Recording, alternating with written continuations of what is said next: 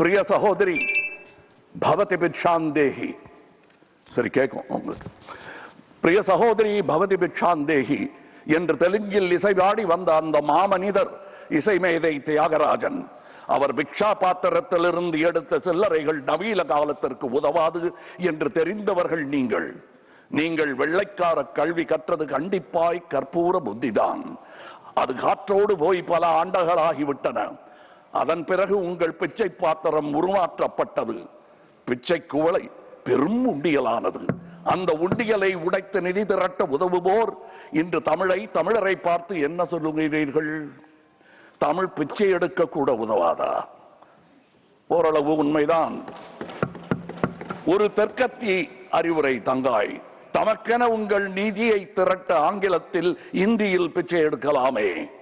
தமிழ் பிச்சை எடுக்க உதவாது, திருடவும் உதவாது.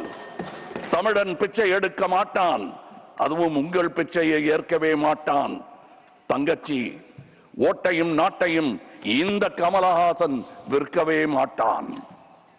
உங்கள் சாபங்களில் எங்களுக்கு நம்பிக்கை இல்லை. Please conclude. உங்களுக்கு இருக்கக்கூடும் என்ற நம்பிக்கையில் நீங்கள் உணர என் திட்டத்தை சாபமாய் போடுகிறேன். கருணையுடன் நீங்களே ஏற்பீர்.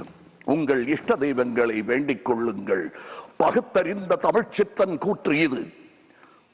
வினை உம்மை சுடுக, என்றும் எங்கள் நாடு நீடூழி வாழும். வினை உம்மை சுடுக, ஓட்டப்பம்பும் வீட்டை சுடுக. வந்தீர் வென்றீர் செல்வீர். இது உலக நியதி, அரசியல் நியதியும் கூட. வீழ்க வளமுடன், தமிழ் என்றும் வாழும் நலமுடன். வணக்கம் அவை வந்தடைந்த தலைவர் கூட்டத்திற்கு.